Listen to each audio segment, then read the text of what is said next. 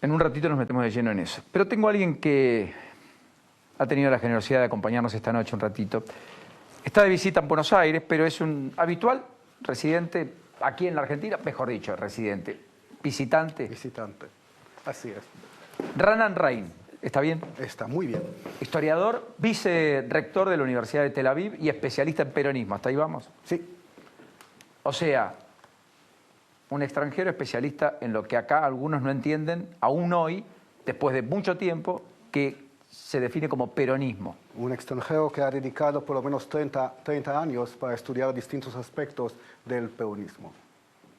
Bueno, usted ha escrito 3 libros. No, tengo 40 libros publicados. ¿Pero sobre el peronismo cuántos? 40. 40 libros. Sí, algunos en inglés, publicados en Estados Unidos, en Gran Bretaña, y algunos acá en Buenos Aires. Algunos de mi autoría, otros libros compilados con colegas argentinos. Usted va a estar en el Círculo de Legisladores el próximo jueves, hablando de estas cosas. Cierto. Al mediodía. Por lo tanto, va a haber una comunidad políticamente altamente informada que esté acompañándolo ese día allí. Pero tengo la impresión de que usted lo deben consultar también en el extranjero respecto al peronismo, que ahora vuelve al poder además en la Argentina, ¿me equivoco? No, para nada. Tenés toda la razón. Muy a menudo políticos, diplomáticos, gente de los medios de comunicación vienen a mi oficina o me llaman o me filman para intentar entender este fenómeno que es tan distinto de los movimientos políticos en Europa o en los Estados Unidos. ¿No hay ninguno que se le asemeje? Mira, desde la perspectiva histórica sí podemos hablar de movimientos populistas en América Latina y hay ciertas similitudes entre el peronismo y el aprismo en el Perú, por ejemplo, en el segundo varguismo y quizá también en el cardenismo en México. A mí no me gusta cuando la gente habla del enigma peronista como si es algo particular que no se puede comparar con ningún otro movimiento político. Sí, es particular, pero cualquier movimiento político es particular. Eso no significa que tenemos que desarrollar una metodología propia para estudiar el peronismo o unas herramientas que no usamos para analizar otros fenómenos. ¿Qué patrones tiene el peronismo como denominador común, independientemente de las oscilaciones ideológicas que ha tenido a través del tiempo? Yo sigo empleando el concepto del populismo, pero no lo uso en forma peyorativa. Yo sí puedo notar, por un lado, un impulso democratizador, pero por otro lado, un impulso autoritario. Me parece que como extranjero, como un outsider, sí puedo evaluar el peronismo con sus luces y sus sombras. Ha cambiado de manera sustancial la sociedad argentina, la economía argentina, la cultura argentina y en algún sentido contribuyó a fortalecer la democracia en este país. En otros sentidos también contribuyó para, digamos, aflojar las instituciones y en ese sentido es problemático. ¿Cuál fue el mejor peronismo? ¿El mejor peronismo? Sí.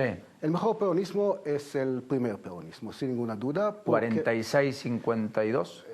46-52, sí. Cuando tenemos un movimiento político que es incluyente, un movimiento político que intenta incluir en el proceso político nuevos sectores o grupos sociales que estaban marginados, desde los trabajadores, pasando por las mujeres, los niños, los indígenas, pero también colectividades étnicas y sus descendientes nacidos en la Argentina. O sea, usted lo define como un fenómeno inclusivo el peronismo, prima facie. Sin ninguna duda, sin ninguna duda. En ese sentido se nota este impulso democratizador.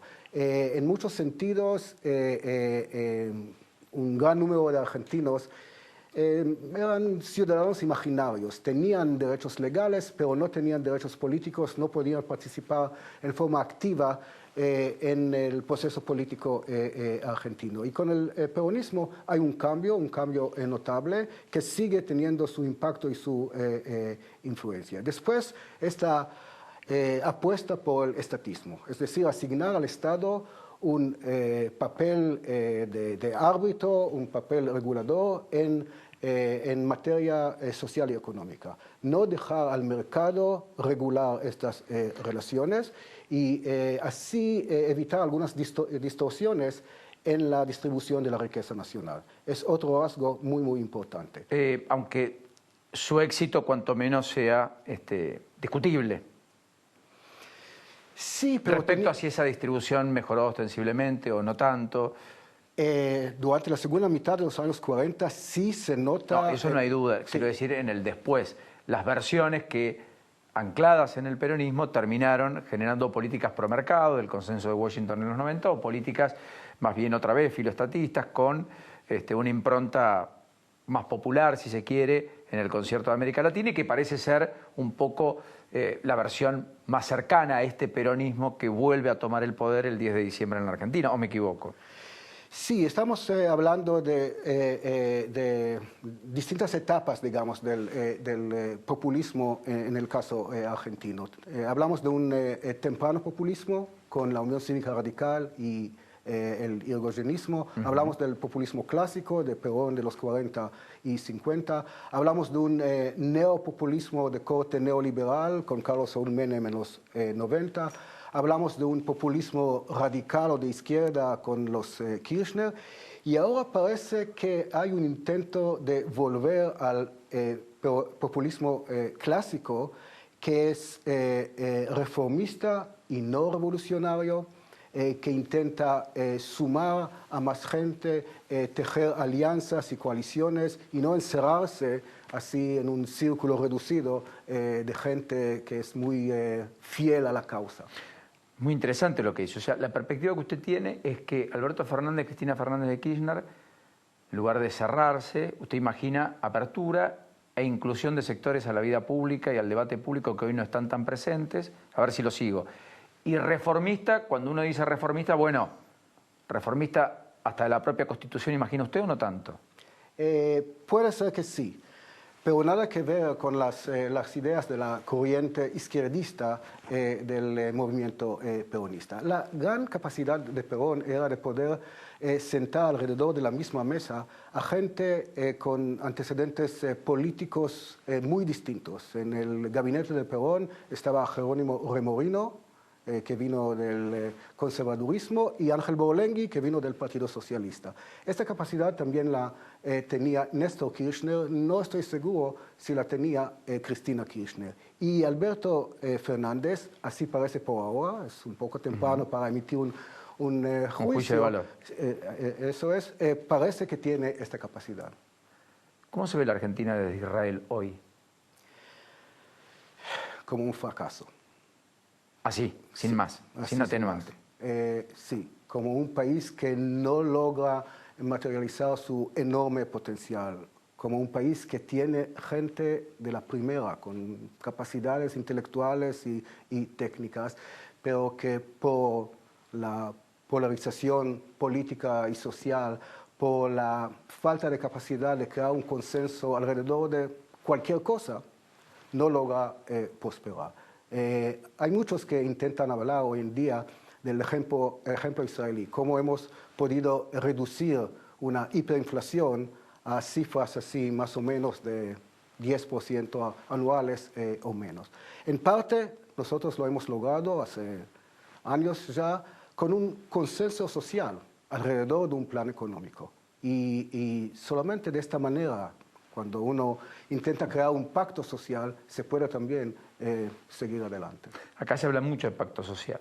Sí, sí. ¿Qué fue lo distintivo en Israel para lo que usted dice que logra potenciar esa baja de la inflación, que le da un programa sustentable económico al país y que le da una salida con crecimiento continuo? Un tipo de gobierno de unidad nacional. Es decir, que distintos partidos con varios matices ideológicos se sientan y llegan a un acuerdo que en este momento de crisis económica tan profunda hay que dejar de lado algunas consideraciones de menor importancia e unirse alrededor de este plan económico. En un prisma egoísta, tal vez el opositor dice, bueno, cuanto peor le vaya mejor, porque más rápido vuelvo. Si le doy aire y le va bien, no lo larga más al poder. En la Argentina hay mucho de eso. ¿Cree que frente al abismo la dirigencia política podría reflexionar y eventualmente esto dejarlo en un segundo plano? No lo sé, la verdad es que tengo mis dudas al respecto, pero hay que esperar un poco, darle a Alberto Fernández por lo menos 100 días como presidente. Bueno, tiene 4 años. Sí, no 100 días, sí, es cierto, pero para ver en qué dirección quiere caminar. Para usted es más enigma el fracaso argentino que el peronismo, ¿no es cierto? Sí, sin ninguna duda, sin ninguna duda. Cuando uno intenta analizar los procesos así largos que empiezan en el siglo XIX en adelante, es muy difícil explicar esta declinación argentina a lo largo del siglo XX. Es demasiado fácil decir el peronismo tiene la culpa. Muchos sectores en la Argentina echan todo el mal sobre el peronismo y de esta manera evitan cierta autocrítica y no quieren enfrentar ciertas realidades. Cuando uno dice, bueno, esto tiene que ver con el peronismo, entonces no asume ninguna responsabilidad. O sea que en la Argentina uno de los humoristas más importantes de todos los tiempos decía que el argentino se caracteriza por siempre echarle la culpa al otro, siempre la culpa la tiene el otro. Sí. Y somos muy proclives a eso, digamos, y por eso vemos tantos fantasmas, vemos tantos complots. Así es. Somos tan afines a... Israel no lo tiene. No, pero Israel está en otra situación y es un país más pequeño desde el punto de vista del territorio y de la población y tiene que enfrentar otros desafíos que no son menos grandes, claro. Sí, pero son de otro tipo. Desde el punto de vista económico, el país ha prosperado en los últimos 20 años de manera admirable. De hecho, no tenemos... Se habla de una revolución educativa, ¿es eso lo que ocurrió? Sí, sin ninguna duda. Una decisión clara de invertir en la educación porque esta es la clave para el desarrollo del país. Eso es lo que hace que tenga hoy ya inteligencia artificial el sistema israelí, que haya tantas incubadoras de empresas, que haya tantos inventos, que haya tantas patentes, todo eso es. Que en una semana me parece que registramos más patentes que la Argentina en un año o algo de este. O sea, en Israel hoy en una semana se patentan. No te doy. No, pero más o menos, digamos. Sí, que es el segundo Silicon Valley está en Tel Aviv y sus alrededores. Sí, el segundo Silicon Valley. Sí, un país muy pequeño, pero con un desarrollo de la industria high-tech que es impresionante. La tecnológica. Sí. Nacho Lourdes, aprovechemos. Sí, yo le quiero consultar retomando el tema del peronismo, si usted cree que el kirchnerismo, así lo afirman algunos, que el kirchnerismo refundó el peronismo y que después del peronismo sin Perón devino en el kirchnerismo y que de aquí en adelante, digamos, el kirchnerismo que supo estar en el oficialismo, supo ser oposición y volvió con la fuerte impronta de la expresidenta Cristina Kirchner, indefectiblemente va a dejar un legado y va a haber una huella y va a haber una subdivisión eventualmente en el peronismo cada vez que se lo mencione electoralmente. Por ejemplo, en 2017 fue dividido el peronismo, por un lado el kirchnerismo y por otro lado el peronismo, y el peronismo le fue mal como tal y como propuesta. ¿Cree que el kirchnerismo llegó para quedarse en el peronismo como una rama?